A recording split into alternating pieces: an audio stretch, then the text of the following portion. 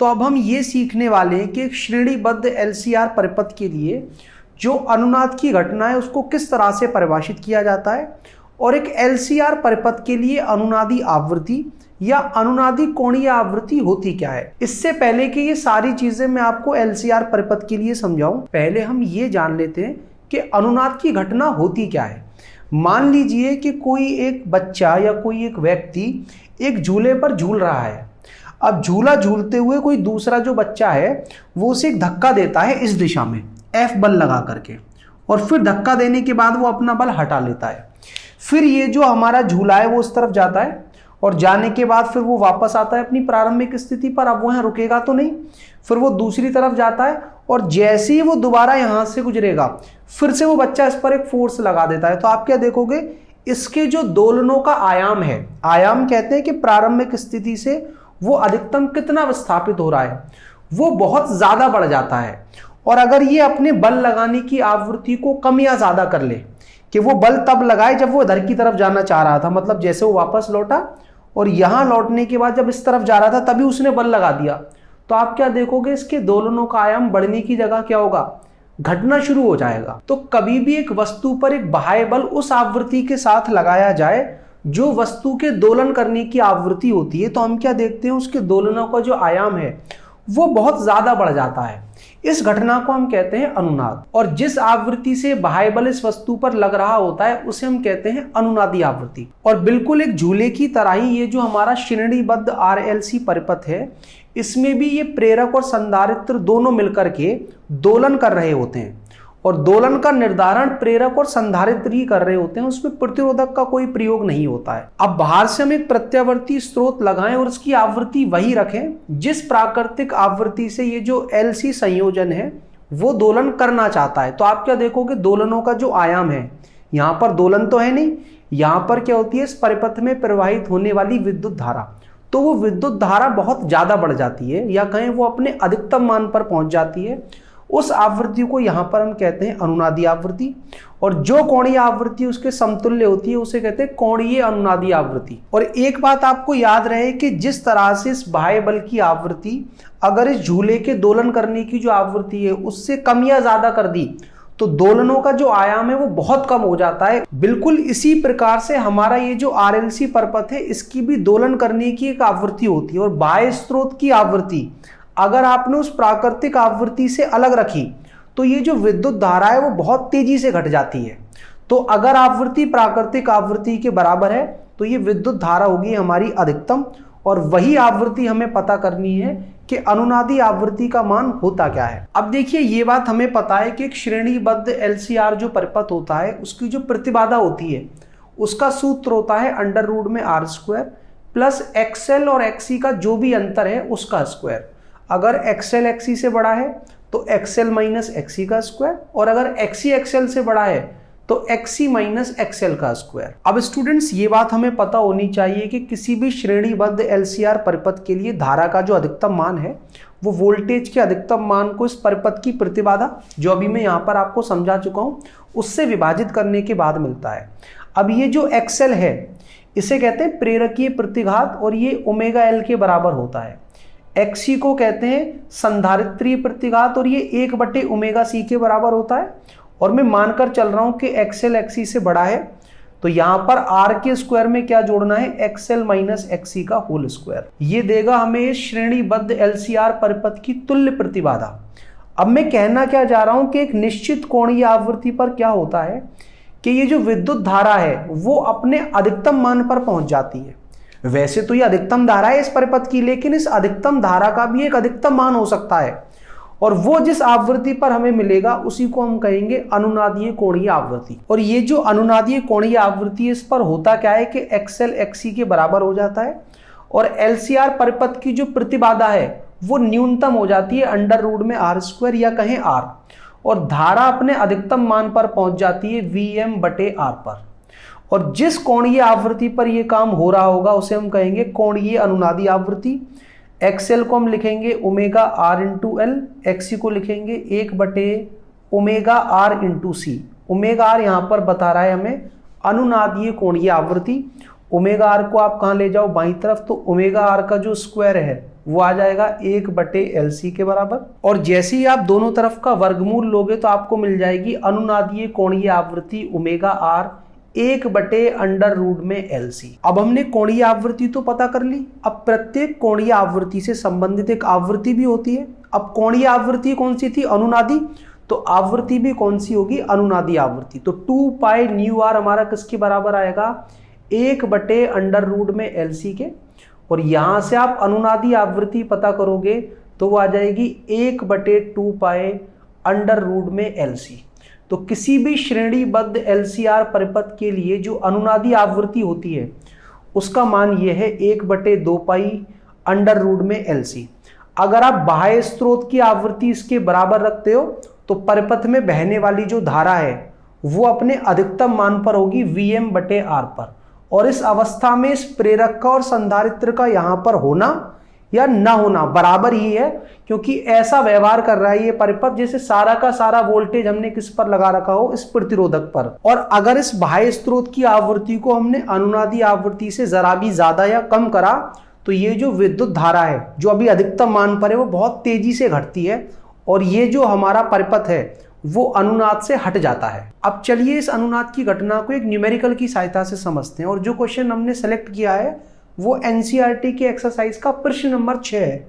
प्रश्न कुछ इस तरह से कि एक एलसीआर परिपथ की जिसमें एल तो है 2 हेनरी, सी है 32 माइक्रोफेराड और आर है 10 ओम, हमें अनुनाद आवृत्ति ओमेगा आर परिकलित करनी है।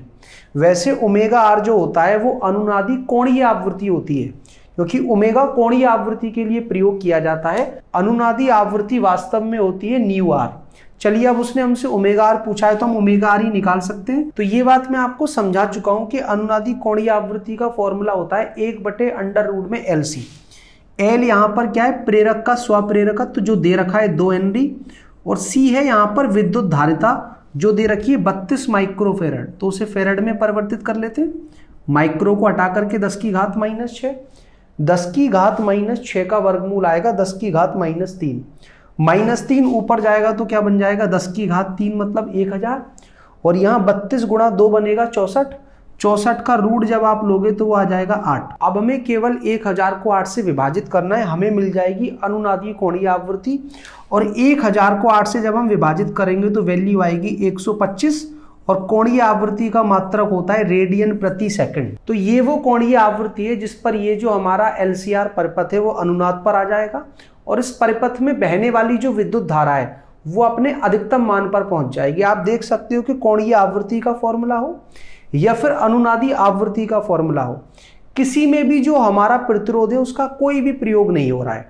तो अनुनादी आवृत्ति हो या अनुनादी कोणीय आवृत्ति हो, वो RLC परिपथ में लगे प्रेरक और संधारित्र इन दोनों पर निर्भर करता है। प्रतिरोध का वहां पर कोई भी प्रयोग नहीं है। और एक और बात आपको ध्यान रखनी है कि इस अनुनाद वाली स्थिति पर जो हमारी प्रतिबाधा है वो तो न्यूनतम हो ही रही है R, और विद्युत धारा अधिकतम हो रही है Vm/R।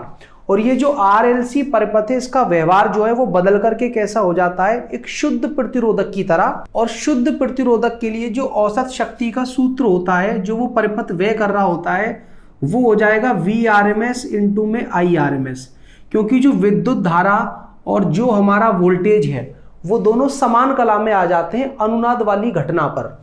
तो cos फाई में जब आप फाई का मान 0 डालोगे तो वो 1 आएगा। तो वह होने वाली शक्ति आ गई हमारी Vrms इंटू IRms। और IRms ध्यान रहे कि Vrms को R से विभाजित करने के बाद मिलेगा, क्योंकि अनुनाद पर इस परिपथ की जो प्रतिबाधा है वो प्रतिरोध में परिवर्तित हो जाती है। XL और XC का रोल खत्म हो जाता है। और ये जो कॉन्सेप्ट है वो आपको डिटेल में तब समझ में आएगा जब इस पर आधारित हम एक आध न्यूमेरिकल सॉल्व करेंगे। तो चलिए इस कॉन्सेप्ट को हम न्यूमेरिकल की हेल्प से समझते हैं। तो इस कॉन्सेप्ट को समझने के लिए जो प्रश्न हमने सेलेक्ट किया है वो एनसीईआरटी के एक्सरसाइज का क्वेश्चन नंबर 9 है। प्रश्न कुछ इस तरह से है कि एक श्रेणीबद्ध LCR परिपथ को जिसमें R है 20 ओम, L है 1.5 हेनरी और C है 35 माइक्रोफेराड का एक परिवर्ती आवृत्ति की 200 वोल्ट AC आपूर्ति से जोड़ दिया गया है। मतलब उस AC वोल्टेज की जो आवृत्ति है उसको बदला जा सकता है जब इस आपूर्ति की जो आवृत्ति है, जो हमने सोर्स या स्रोत लगा रखा है उसे हम सप्लाई भी कहते हैं और हिंदी में इसे कहते हैं आपूर्ति। तो सप्लाई की जो आवृत्ति है वो परिपथ की मूल आवृत्ति के बराबर हो जाती है। तो एक पूरे चक्कर में परिपथ को स्थानांतरित की गई माध्य शक्ति कितनी होगी ये हमें पता करना है। अब देखिए ये बात मैं आपको पीछे समझा चुका हूं कि जो हमारा श्रेणीबद्ध LCR परिपथ होता है उसकी एक प्राकृतिक या मूल आवृत्ति होती है जिससे वो दोलन करना चाहता है, और इसको निर्धारित करते हैं उस परिपथ में लगे हुए प्रेरक और संधारित्र, और उस आवृत्ति से संबंधित जो कोणीय आवृत्ति होती है जिसे हम अनुनादी कोणीय आवृत्ति कहते हैं, उसका सूत्र होता है 1/√LC में LC, और अनुनादी आवृत्ति का सूत्र होता है 1/2π√LC में LC। और हम ये भी कह सकते हैं कि यही आवृत्ति इस परिपथ की मूल आवृत्ति भी है जिससे ये LCR परिपथ दोलन करना चाहता है। अब जैसे ही इस परिवर्ती आवृत्ति वाले स्रोत की आवृत्ति मूल आवृत्ति के बराबर कर दी जाती है तो ये जो हमारा परिपथ है वो अनुनाद पर आ जाएगा, और अनुनाद पर आने के बाद इसकी जो प्रतिबाधा है उसमें XL और XC का कोई रोल नहीं होगा, वो न्यूनतम मान पर पहुंच जाएगी प्रतिरोध के बराबर। इसके अंदर प्रवाहित होने वाली जो विद्युत धारा है उसका जो RMS मान है वो वोल्टेज के RMS मान को प्रतिरोध से विभाजित करने के बाद मिल जाएगा, और ये भी अपने अधिकतम मान पर पहुंच चुका होगा। 200 बटे में कितना 20 धारा आ जाएगी 10 एम्पियर की। और ये जो परिपथ जो शक्ति व्यय करेगा उसका सूत्र होता है VRMS इंटू में IRMS इंटू में cos phi। तो अगर वोल्टेज के बारे में कुछ ना बताया जाए तो मैं आपको बार बार बता रहा हूं कि वो RMS वोल्टेज होता है।